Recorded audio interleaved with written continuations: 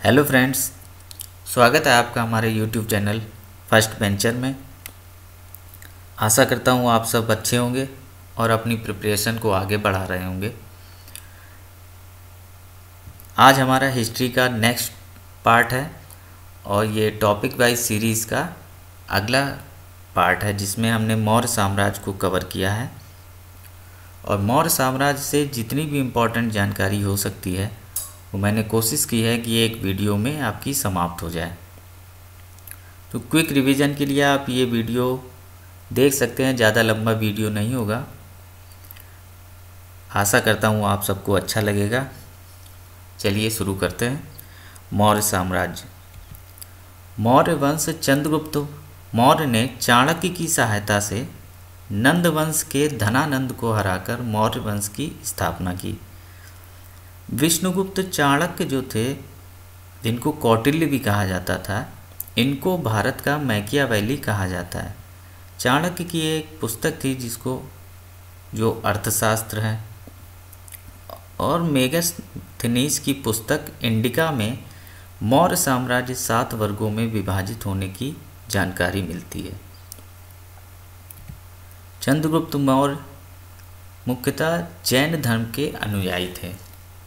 चंद्रगुप्त ने सिकंदर के महामंत्री सेल्यूकस निकेटस को हराया था। सेल्यूकस निकेटस ने अपनी पुत्री हेलन का विवाह चंद्रगुप्त से किया। इसके बाद सेल्यूकस निकेटस का जो राजदूत था मेगास्थनीज, वह चंद्रगुप्त के दरबार में आया और मेगास्थनीज की ही बुक थी इंडिका। इंडिका पुस्तक से हमें मौर्य साम्राज्य की अधिकतर जानकारी मिल जाती है। इसके बाद आते हैं बिंदुसार। बिंदुसार चंद्रगुप्त मौर्य के पुत्र थे और बिंदुसार के 2 पुत्र थे, अशोक और सुमन्ना। अशोक जो थे वो उज्जैन के गवर्नर थे और सुमन्ना तक्षशिला के गवर्नर थे।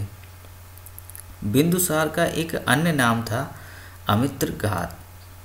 अमित्रघात के नाम से भी इनको जाना जाता था। अब आते हैं सम्राट अशोक।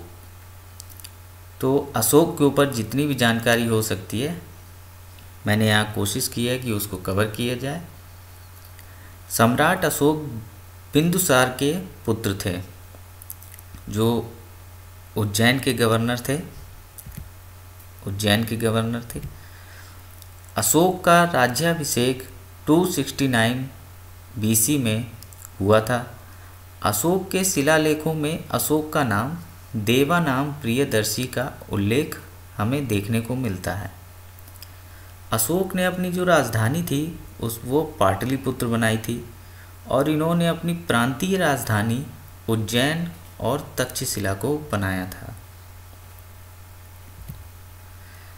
सम्राट अशोक के जीवन काल की महत्वपूर्ण घटनाएं हैं, उनको मैंने एक टेबल फॉर्म में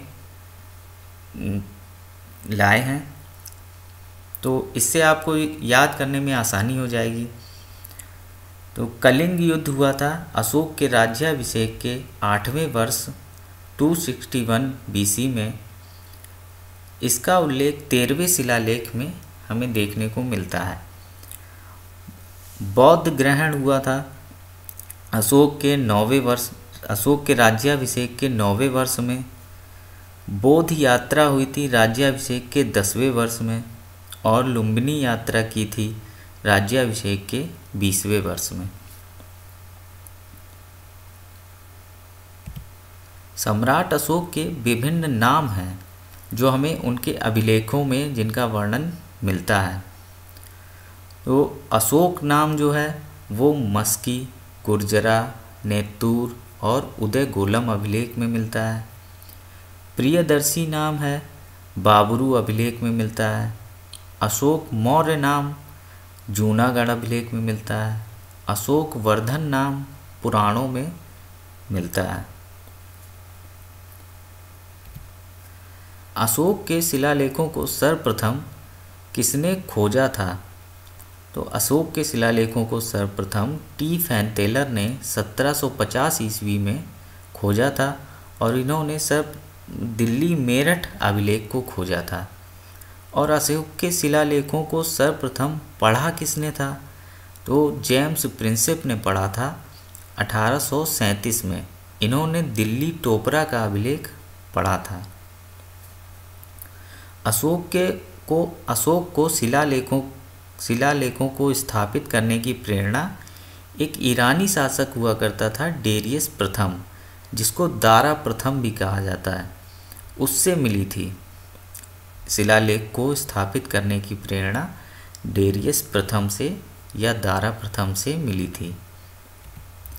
अशोक के शिलालेख हमें 8 स्थानों से प्राप्त हुए हैं,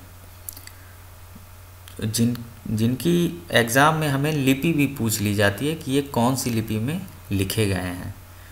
तो है शहबाजगढ़ी, मनसेरा, ये दोनों पाकिस्तान में हैं वर्तमान में, और ये खरोष्ठी लिपि में इनको लिखा गया है।